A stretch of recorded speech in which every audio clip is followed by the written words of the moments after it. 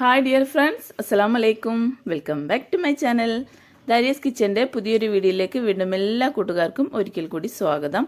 ഇന്ന് ഞാൻ വന്നിട്ടുള്ളത് നമ്മുടെ ഡെയിലി ലൈഫിൽ നമുക്ക് സിമ്പിളും ഉപകാരപ്രദമായിട്ടുള്ള കുഞ്ഞു കുഞ്ഞു ടിപ്സുകളൊക്കെ കളക്ട് ചെയ്തിട്ടാണ് കേട്ടോ. അപ്പോൾ വീഡിയോ എല്ലാവരും സ്കിപ്പ് ചെയ്യാതെ ഒന്ന് കാണാൻ ശ്രദ്ധിക്കണേ.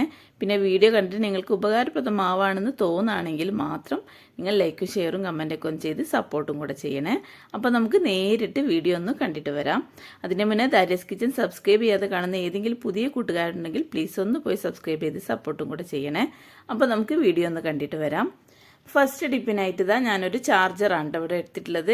അപ്പോൾ നമ്മൾ ഫോണൊക്കെ ചാർജ് ചെയ്യാൻ വെക്കുന്ന ചാർജറിൻ്റെ ഹെഡും ആ ഒരു കേബിളും കൂടെ ഞാൻ എടുത്തിട്ടുണ്ട്. അപ്പോൾ നമ്മൾ കേബിളും ഹെഡൊക്കെ ഇങ്ങനെ ചില സമയത്ത് ഇങ്ങനെ വേറെ വേറെ ആയി കിടക്കല്ലോ. അപ്പോൾ നമ്മൾ ആ ഒരു കേബിളിലേക്ക് ഇങ്ങനെ ഹെഡിലേക്ക് കേബിൾ കുത്തുന്ന സമയത്ത് ഈ ഒരു പിന്ന് ഭാഗം നമുക്ക് ഏത് ഭാഗമാണോ നമുക്ക് പെട്ടെന്ന് തന്നെ തിരിച്ചറിയാൻ പറ്റാതെ ആയിപ്പോവും. അപ്പോൾ നമുക്ക് പെട്ടെന്ന് തന്നെ ആ ഒരു കേബിൾ കുത്തുന്ന ഭാഗം ഇതാണ് എന്നറിയാൻ വേണ്ടിയിട്ട് ഇതേപോലെ ഒരു പൊട്ട് ഇതേപോലെ ഒന്ന് കുത്തി കൊടുക്കുക കേട്ടോ.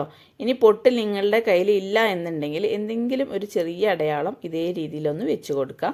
അപ്പോൾ നമുക്ക് പെട്ടെന്ന് തന്നെ നമുക്ക് ഇങ്ങനെ ഈ ഒരു കേബിൾ ഇങ്ങനെ കയറ്റുന്ന സമയത്ത് പെട്ടെന്ന് തന്നെ അത് തിരിച്ചറിയാനായിട്ട് വരും കേട്ടോ. ഇങ്ങനെ ഈ ഒരു ഭാഗമാണ് എന്നുള്ളത് നമുക്ക് തിരിച്ചറിയാൻ പറ്റും. അപ്പോൾ നമ്മൾ ഏതെങ്കിലും ഒരു ഭാഗം വെച്ച് ഇങ്ങനെ കുത്തി കഴിഞ്ഞാൽ പെട്ടെന്ന് തന്നെ ആ ഒരു ചാർജർ കേടുവരാനൊക്കെ ചാൻസ് ഉണ്ട്.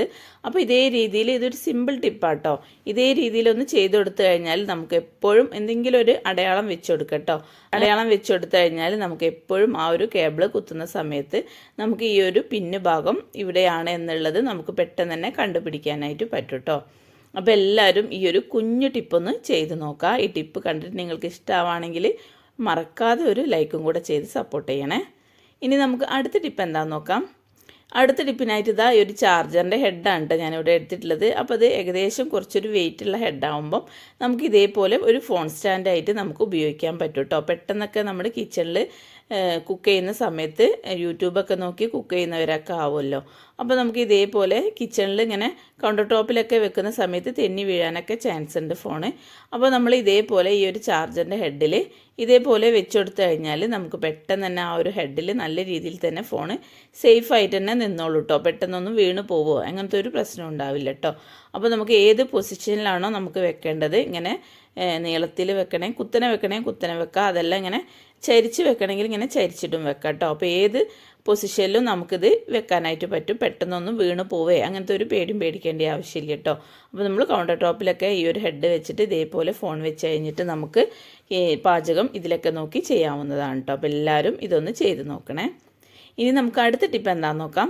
അടുത്ത ടിപ്പ്, നമ്മൾ യാത്രയിലൊക്കെ ഫോണിൻ്റെ കേബിളൊക്കെ ഇങ്ങനെ ഫോണിൻ്റെ ചാർജറും കേബിളൊക്കെ കൊണ്ടുപോകുന്ന സമയത്ത് നമ്മൾ ഹാൻഡ് ബാഗിലൊക്കെ ആക്കി കൊണ്ടുപോകുമല്ലോ. അപ്പം നമ്മൾ ബാഗിൽ ഇതേപോലെ കേബിൾ വെച്ച് കഴിഞ്ഞാൽ പെട്ടെന്ന് തന്നെ ആ ഒരു കേബിൾ നമ്മൾ എന്തെങ്കിലും ബാഗിലിടുന്ന സമയത്ത് ആ ഒരു കേബിളിൻ്റെ വയറൊക്കെ കേടുവരാൻ ചാൻസ് ഉണ്ട്. അപ്പോൾ നമുക്ക് കൂടുതൽ സ്പേസ് കിട്ടാൻ വേണ്ടിയിട്ട് ഇതേപോലെ കേബിൾ ഇതേപോലെ ഒന്ന് മടക്കി വെച്ച് കൊടുക്കുക.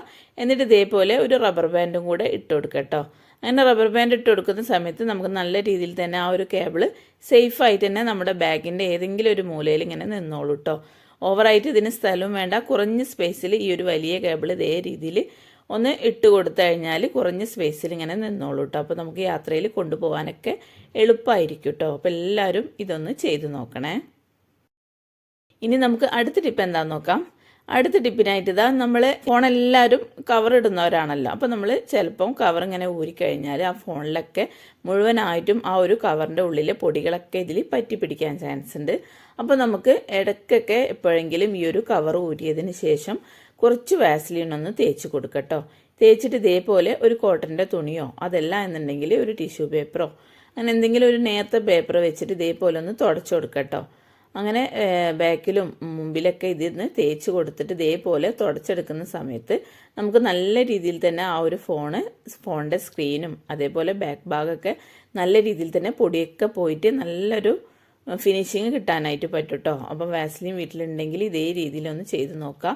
ഇടയ്ക്കെപ്പോഴെങ്കിലൊക്കെ ഇതേ രീതിയിൽ നമ്മൾ ഫോൺ തുടച്ചെടുക്കാവുമ്പം നമ്മുടെ ഫോണിന് കൂടുതൽ ആയുസ് കിട്ടാമെന്ന് മാത്രമല്ല നമുക്ക് കൂടുതൽ കാലം നമുക്ക് നല്ല പുതിയതുപോലെ നമുക്ക് ഉപയോഗിക്കാനായിട്ട് പറ്റും ചെയ്യും കേട്ടോ. അപ്പോൾ എല്ലാവരും ഈ ഒരു രീതിക്ക് ചെയ്ത് നോക്കുക. പ്രത്യേകിച്ച് ചെറിയ കുട്ടികളൊക്കെ ഉള്ളവരാകുമ്പോൾ കുട്ടികൾ എന്തെങ്കിലും കൈ കൊണ്ട് പിടിച്ചിട്ടൊക്കെ ആ ഫോണിലെ സ്ക്രീനിലൊക്കെ വര വീഴാനൊക്കെ ചാൻസ് ഉണ്ട്. അപ്പോൾ ഇതേ രീതിയിലൊന്ന് ചെയ്ത് നോക്കണേ.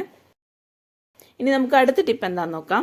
അടുത്ത ടിപ്പിനായിട്ട് ഞാനൊരു കുറച്ച് കറിയാട്ടോ ഇവിടെ എടുത്തിട്ടുള്ളത്. അപ്പോൾ നമ്മൾ കറിയൊക്കെ ബാക്കി വന്നു കഴിഞ്ഞാൽ ഇതേപോലെ പാത്രത്തിലാക്കി ഫ്രിഡ്ജിലൊക്കെ വെക്കാറാണല്ലോ പതിവ്. പെട്ടെന്ന് ഫ്രിഡ്ജിൽ നിന്ന് എടുത്തിട്ട് ഇങ്ങനെ കട്ട പിടിച്ചിരിക്കുമല്ലോ. അപ്പോൾ നമുക്ക് അത് പെട്ടെന്ന് തന്നെ തണുപ്പ് പോയി കിട്ടാൻ വേണ്ടിയിട്ട് നമ്മൾ ഒരു പാത്രത്തിലേക്ക് നല്ല ചൂടുള്ള വെള്ളം എടുക്കട്ടോ. വെള്ളം എടുത്തതിന് ശേഷം ആ ഒരു ചൂട് വെള്ളത്തിലേക്ക് ഈ ഒരു പാത്രം ഇതേപോലെ ഒന്ന് ഇറക്കി വെച്ചെടുക്കട്ടോ. അങ്ങനെ ഇറക്കി വെച്ചെടുത്തു കഴിഞ്ഞാൽ ഈ ഒരു കറി പെട്ടെന്ന് തന്നെ ആ ഒരു തണുപ്പൊക്കെ വിട്ട് കിട്ടാനായിട്ട് പറ്റും കേട്ടോ.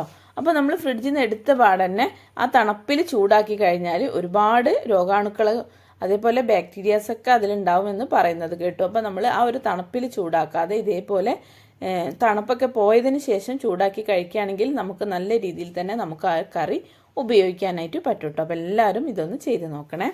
ഇനി നമുക്ക് അടുത്ത ടിപ്പ് എന്താണെന്ന് നോക്കാം. അടുത്ത ടിപ്പിനായിട്ട് ഞാൻ കുറച്ച് പൊടിയാണ് കേട്ടോ ഇവിടെ എടുത്തിട്ടുള്ളത്. അപ്പോൾ നമ്മൾ അരിപ്പൊടി ആയാലും അതേപോലെ ആട്ടപ്പൊടി ആയാലും മൈദപ്പൊടി ആയാലൊക്കെ നമ്മൾ കൊണ്ടുവന്ന് കഴിഞ്ഞാൽ നമ്മൾ തരിച്ചിട്ട് ഇതേപോലെ ഒരു ബക്കറ്റിൽ അല്ലെങ്കിൽ ഒരു കണ്ടെയ്നറിലേക്ക് ഇതേപോലെ ആക്കി വെക്കാറാണല്ലോ പതിവ്. അപ്പോൾ നമുക്ക് കുറേയേറെ ആക്കി വെക്കുന്ന സമയത്ത് കുറേ കഴിയുമ്പം ആ ഒരു പൊടി കട്ട കെട്ടി തുടങ്ങും. അപ്പോൾ നമുക്ക് ആ ഒരു പൊടിയിലേക്ക് കട്ട കെട്ടാതിരിക്കാൻ വേണ്ടിയിട്ട് ഇതേപോലെ കുറച്ച് ഉപ്പ് ഇതേപോലെ ഒന്ന് ഇട്ട് കൊടുക്കട്ടോ. എന്നിട്ട് ഈ ഒരു സ്പൂൺ വെച്ചിട്ട് നല്ലോണം ഒന്ന് മിക്സ് ചെയ്ത് കൊടുക്കട്ടോ പൊടി. അപ്പോൾ അങ്ങനെ മിക്സ് ചെയ്ത് കൊടുക്കുന്ന സമയത്ത് ഒരിക്കലും പൊടി കട്ട കെട്ടിപ്പോവാൻ ചാൻസ് ഇല്ല കേട്ടോ. അപ്പോൾ എല്ലാവരും ഈ ഒരു രീതിക്ക് ചെയ്ത് നോക്കുക. എന്ത് പൊടിയായാലും നമുക്ക് കുറേ കാലം വെച്ച് ഉപയോഗിക്കാനുള്ള പൊടിയാവുമ്പം ചില സമയത്തൊക്കെ ഇങ്ങനെ കട്ട കെട്ടി തുടങ്ങും. അപ്പോൾ നമ്മൾ അതില്ലാതിരിക്കാൻ വേണ്ടിയിട്ട് ഇതേപോലെ ഒന്ന് ഉപ്പിട്ടിട്ട് നല്ലോണം ഒന്ന് ഇളക്കി മിക്സ് ചെയ്ത് കൊടുക്കട്ടോ. ഇനി നമുക്ക് പൊടിയിൽ പൂപ്പലോ അല്ലെങ്കിൽ പ്രാണികളോ മാറാലൊക്കെ വരാതിരിക്കാൻ വേണ്ടിയിട്ട് ഇതേപോലെ കുറച്ച് വറ്റൽമുളക് ഇതേപോലെ ഇട്ട് കൊടുക്കട്ടോ. ഇങ്ങനെ വറ്റൽമുളക് ഇട്ടിട്ട് നമ്മൾ അടച്ചു വെക്കുന്ന സമയത്തും ആ ഒരു പൊടിയിൽ ഉറുമ്പോ പ്രാണികളോ ഒന്നും വരാൻ ചാൻസ് ഇല്ല, ചെള്ളൊന്നും വരില്ല കേട്ടോ. അപ്പോൾ എല്ലാവരും ഈ ഒരു രീതിക്കൊന്ന് ചെയ്ത് നോക്കണേ. ഇനി ഞാൻ അടുത്ത ടിപ്പ് കാണിക്കുന്നത് നമ്മൾ മിക്സിൻ്റെ ജാറ് നമ്മളെപ്പോഴും മിനിമം ഒരു 2 പ്രാവശ്യമെങ്കിലും ഉപയോഗിക്കുന്നവരാണല്ലോ. രാവിലെ നമ്മൾ അരിയാട്ടാനും അതേപോലെ ഉച്ചയ്ക്ക് തേങ്ങ അരയ്ക്കാനൊക്കെ മിനിമം ഒരു 2 പ്രാവശ്യമെങ്കിലും ഉപയോഗിക്കാത്തവരുണ്ടാവില്ല. അപ്പോൾ നമ്മൾ ഇതേപോലെ ഉപയോഗിക്കുന്ന സമയത്ത് നമ്മൾ എത്ര കഴുകിയാലും നമ്മളെ കണ്ണിൽ കാണാൻ പറ്റാത്ത വിധത്തിലുള്ള പൊടിയും അഴുക്കൊക്കെ ഈ ഒരു ജാറിൻ്റെ ബ്ലേഡിൻ്റെ സൈഡിലൊക്കെ പറ്റി പിടിച്ചിരിക്കും. അപ്പോൾ നമുക്ക് ഇടയ്ക്കൊക്കെ ഇതേ രീതിയിൽ നമ്മൾ ക്ലീൻ ആക്കി കൊടുക്കാവുമ്പം നമുക്ക് ഒരുപാട് രോഗങ്ങളിൽ നിന്നും നമുക്ക് രക്ഷപ്പെടാനായിട്ട് പറ്റും കേട്ടോ. അപ്പോൾ അതിനായിട്ട് ഈ ഒരു ജാറിലോട്ടൊക്കെ ഞാൻ കുറച്ച് ഉപ്പാണ് ഇട്ട് കൊടുക്കുന്നത്. അപ്പോൾ നിങ്ങൾ ഉപ്പിട്ട് കൊടുക്കുന്ന സമയത്ത് കല്ലുപ്പ് തന്നെ ഇടാനായിട്ട് ശ്രദ്ധിക്കണേ. ഇനി ഞാനിതിൽ പൊടിയുപ്പാണ് ഇട്ട് കൊടുക്കുന്നത്. ഇനി ഞാൻ ഇതിലോട്ടേക്ക് കുറച്ച് ഡിഷ് വാഷും കൂടെ ഒഴിച്ചു കൊടുക്കുന്നുണ്ട്. പിന്നെ ഞാനിതിലേക്ക് കുറച്ച് ഇളം ചൂടുള്ള വെള്ളമാട്ടോ ഒഴിച്ചു കൊടുക്കുന്നത്. അപ്പോൾ ഇതെല്ലാം കൂടെ ഇട്ടിട്ട് നല്ലോണം ഒന്ന് ബ്ലെൻഡ് ചെയ്തെടുക്കട്ടോ. അങ്ങനെ ബ്ലെൻഡ് ചെയ്യുന്ന സമയത്ത് നമുക്ക് ഈ ഒരു ബ്ലേഡിൻ്റെ ഉള്ളിലുള്ള എല്ലാ അഴുക്കുകളും നമുക്ക് പോയി കിട്ടാനായിട്ട് പറ്റും കേട്ടോ. അപ്പോൾ നമ്മുടെ മിക്സി ജാറ് നല്ല രീതിയിൽ തന്നെ ക്ലീൻ ആയി കിട്ടുകയും ചെയ്യും. പിന്നെ നമ്മൾ കല്ലുപ്പിട്ടിട്ട് പൊടിക്കുന്ന സമയത്ത് നമ്മുടെ ബ്ലേഡിന് നല്ല മൂർച്ച കിട്ടാനായിട്ട് പറ്റും കേട്ടോ. അപ്പോൾ ഞാനിതിൽ പൊടിയുപ്പാണ് ചേർത്തിട്ടുള്ളത്. നിങ്ങളുടെ കയ്യിൽ കല്ലുപ്പ് ഉണ്ടെങ്കിൽ അത് എടുക്കായിരിക്കും ഏറ്റവും നല്ലത് കേട്ടോ. അപ്പം ഇതേ രീതിയിൽ നമ്മൾ മിക്സിൻ്റെ ജാറ് ക്ലീൻ ആക്കി കഴിഞ്ഞാൽ നമുക്ക് നല്ല രീതിയിൽ തന്നെ ആ ഒരു ജാറിൻ്റെ ബ്ലേഡിൻ്റെ ഉള്ളിലുള്ള ചളികളും അതേപോലെ നമ്മൾ തേങ്ങ അരയ്ക്കുന്ന സമയത്ത് നമ്മൾ എങ്ങനെ കഴുകിയാലും അതിൻ്റെ ഉള്ളിൽ ആ ഒരു എണ്ണമയൊക്കെ ഉണ്ടാവും. അപ്പോൾ നമുക്ക് ആ ഒരു എണ്ണമയൊക്കെ പോയി കിട്ടാനായിട്ട് പറ്റും. അപ്പോൾ എല്ലാവരും ഈ ഒരു ടിപ്പൊന്ന് ചെയ്ത് നോക്കാം. ഇനി നമുക്ക് നമ്മൾ ഈ ഒരു മിക്സിൻ്റെ ജാറിലേക്ക് ഇട്ടിട്ട് അടിച്ചെടുത്തിട്ടുള്ള ഈ ഒരു മിക്സ് നമ്മൾ ഒഴിവാക്കി കളയേണ്ട ആവശ്യമില്ല കേട്ടോ. ഈ ഒരു ലിക്വിഡ് വെച്ചിട്ട് നമുക്ക് നമ്മുടെ പാത്രങ്ങളൊക്കെ കഴുകിയെടുക്കാനായിട്ട് പറ്റും. ഇതിൽ ഡിഷ് വാഷും അതേപോലെ ഉപ്പും മാത്രമേ ഇതിൽ ചേർത്തിട്ടുള്ളൂ. അപ്പോൾ ഇനി നമുക്കിത് വേസ്റ്റാക്കി കളയേണ്ട ആവശ്യമില്ല. ഈ ഒരു ലിക്വിഡ് വെച്ചിട്ട് നമുക്ക് നമ്മുടെ വീട്ടിലുള്ള പൊടി പിടിച്ചിട്ടുള്ള ഗ്ലാസ്സുകളൊക്കെ ഉണ്ടാവുമല്ലോ, പ്ലേറ്റുകൾ ഗ്ലാസ്സുകളൊക്കെ നമുക്കിത് ക്ലീനാക്കി എടുക്കാനായിട്ട് പറ്റും കേട്ടോ. അപ്പോൾ ഞാനിതാ ഒരു കുപ്പീൻ്റെ ഗ്ലാസ് ആട്ടോ ഇവിടെ എടുത്തിട്ടുള്ളത്. ഇത് ഉപയോഗിക്കാത്ത ഗ്ലാസ്സാണ്. അപ്പോൾ ഉപയോഗിക്കാത്ത ഗ്ലാസ് ആകുമ്പോൾ അതിൻ്റെ ഉള്ളിൽ നിറയെ പൊടികളൊക്കെ ഉണ്ടാവുമല്ലോ, ചായക്കറയും അതേപോലെ പൊടികളൊക്കെ ഉണ്ടാവും. അപ്പോൾ നമുക്ക് ഈ ഒരു ഗ്ലാസ് ഞാനിതാ കുറച്ച് വെള്ളം കൂടെ ഈ ഒരു ലിക്വിഡിലേക്ക് ഒഴിച്ചിട്ട് ഗ്ലാസ് ഇതിലേക്കൊന്ന് മുക്കി വെച്ച് കൊടുക്കുന്നുണ്ട് കേട്ടോ. അപ്പോൾ ഈ ഒരു ഗ്ലാസിൻ്റെ എല്ലാ ഭാഗത്തും ഈ ഒരു ലിക്വിഡ് തട്ടുന്ന രീതിയിൽ ഇതേപോലെ ഒന്ന് കറക്കി കൊടുക്കുന്നുണ്ട്. എന്നിട്ട് നമുക്ക് കൈ വെച്ചിട്ട് തന്നെ നല്ലോണം ഒന്ന് ഉരച്ചെടുക്കാം കേട്ടോ. അങ്ങനെ ഉരച്ചെടുക്കുന്ന സമയത്ത് ഇനി നമുക്ക് ഈ ഒരു ഗ്ലാസ് കഴുകി നോക്കാം. നമുക്ക് നല്ല രീതിയിൽ തന്നെ ഈ ഒരു ഗ്ലാസിൻ്റെ ഉള്ളും പുറവും അതേപോലെ അടിഭാഗമൊക്കെ നല്ല രീതിയിൽ തന്നെ നമുക്ക് ക്ലീനായി കിട്ടാനായിട്ട് പറ്റിയിട്ടുണ്ട് കേട്ടോ. ഈ ഒരു ഗ്ലാസിൻ്റെ മുകളിലുള്ള ചായക്കറയും അതേപോലെ നമ്മൾ ഉപയോഗിക്കാത്ത ഗ്ലാസ് ആകുമ്പം ഒരുപാട് പൊടികളൊക്കെ ഉണ്ടാവും ഇതിൻ്റെ മുകളിൽ. അപ്പോൾ അതെല്ലാം പോയിട്ട് നമുക്ക് നല്ല രീതിയിൽ തന്നെ ക്ലീനായി കിട്ടാനായിട്ട് പറ്റിയിട്ടുണ്ട് കേട്ടോ. അപ്പോൾ എല്ലാവരും ഇതൊന്ന് ചെയ്ത് നോക്കാം. അതുപോലെ തന്നെ നമുക്ക് ഈ ഒരു ലിക്വിഡ് മാത്രം മതി നമ്മുടെ കിച്ചണിലെ സിങ്കും നമുക്ക് ക്ലീനാക്കി എടുക്കാനായിട്ട് കേട്ടോ. ഒരുപാട് മെഴുക്കൊക്കെ ഉണ്ടാവും സിങ്കിൽ. നമ്മൾ പാത്രമൊക്കെ കഴുകി കഴിഞ്ഞാൽ എന്തായാലും മെഴുക്കുണ്ടാവും. അപ്പോൾ നമുക്ക് ലാസ്റ്റ് ഈ ഒരു ലിക്വിഡ് ഇതേപോലെ ഒന്ന് ഒഴിച്ചു കൊടുത്തിട്ട് ഒരു സ്ക്രബ്ബർ വെച്ചിട്ട് നല്ലോണം ഒന്ന് ഉരച്ചെടുക്കാം കേട്ടോ. അങ്ങനെ ഉരച്ചെടുക്കുന്ന സമയത്ത് നമുക്ക് ഈ ഒരു സിങ്കിലുള്ള എല്ലാ ബാഡ് സ്മെല്ലും പോയി കിട്ടാൻ പറ്റും. അതുമാത്രമല്ല നല്ലൊരു സ്മെല്ലാണ് ഈ ഒരു ലിക്വിഡ് ഇട്ട് കഴുകി കളഞ്ഞാൽ കേട്ടോ. അപ്പോൾ നമുക്ക് ഈ ഒരു സിങ്കിലുള്ള ബാഡ് സ്മെല്ലും പോയി കിട്ടും. പിന്നെ സിങ്കിൽ മെഴുക്കൊക്കെ ഉണ്ടെങ്കിൽ അതെല്ലാം നമുക്ക് പോയിട്ട് നല്ല സിങ്ക് നല്ല വെട്ടി തിളങ്ങുന്നതായി കിട്ടാനായിട്ട് പറ്റും കേട്ടോ.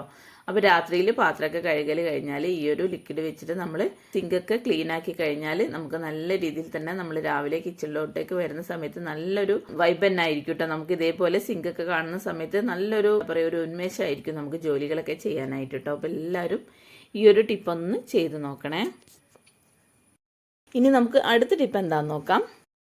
അടുത്ത ടിപ്പിനായിട്ട് ഇതാ ഞാൻ കുറച്ച് കടുകാണ് കേട്ടോ എടുത്തിട്ടുള്ളത്. അപ്പോൾ നമ്മുടെ എല്ലാവരുടെ കിച്ചണിലും ഉണ്ടാകുന്ന ഒരു ഇൻഗ്രീഡിയൻ്റ് തന്നെയാണല്ലോ കടുക്. നമ്മുടെ കിച്ചണിൽ നമ്മൾ ജോലി ചെയ്യുമ്പം എന്തായാലും കടുക് മസ്റ്റായിട്ട് നമുക്ക് വേണ്ടി വരും. കടുക് കറി വറവിടാനും അതേപോലെ നമ്മൾ ഉപ്പേരിക്കൊക്കെ കടുക് വേണ്ടി വരും. അപ്പോൾ നമുക്ക് ഈ ഒരു കടുകിന് നല്ല സ്മെല്ലാണെന്നൊന്നും ഞാൻ പറയില്ല കേട്ടോ. നല്ല സ്മെല്ലൊന്നുമല്ല. പക്ഷേ ഈ ഒരു കടുകിന് ബാഡ് സ്മെല്ലൊക്കെ വലിച്ചെടുക്കാനുള്ള ഒരു കഴിവും കൂടി ഉണ്ട് കേട്ടോ ഈ ഒരു കടുകിന്. അപ്പോൾ ഞാനിതാ കുറച്ച് കടുക് ഒരു ചെറിയ കുഞ്ഞു പാത്രത്തിലോട്ടേക്ക് ഞാൻ ഇട്ട് കൊടുക്കുന്നുണ്ട്. ഇനി ഞാൻ ഇതിലേക്ക് കുറച്ച് കൺഫർട്ടും കൂടെ ഒഴിച്ചെടുക്കുന്നുണ്ട് കേട്ടോ. അപ്പോൾ ഒരു കൺഫർട്ടിൻ്റെ സ്മെല്ല് പിന്നെ എല്ലാവർക്കും ഇഷ്ടമുള്ള ഒരു സ്മെല്ല് തന്നെയാണല്ലോ. അപ്പോൾ ഞാൻ ഈ ഒരു കടുകിലേക്ക് കുറച്ച് കൺഫർട്ടും കൂടെ ഒഴിച്ചു കൊടുത്തിട്ടുണ്ട്. ഇനി നമുക്ക് ഈ ഒരു പാത്രത്തിൻ്റെ അടപ്പുണ്ടെങ്കിൽ അടപ്പിട്ട് കൊടുക്കാം. ഇനിയിപ്പോൾ ഇത് അടപ്പില്ലാത്തൊരു പാത്രമായത് കാരണം ഞാൻ ഇത് ഒരു ടിഷ്യൂ വെച്ചിട്ട് ഇതിൻ്റെ മുകളിൽ വെച്ചിട്ട് ഇതേപോലെ ഒരു റബ്ബർ ബാൻഡ് ഇട്ടിട്ട് ടൈറ്റാക്കി കൊടുക്കുന്നുണ്ട് കേട്ടോ.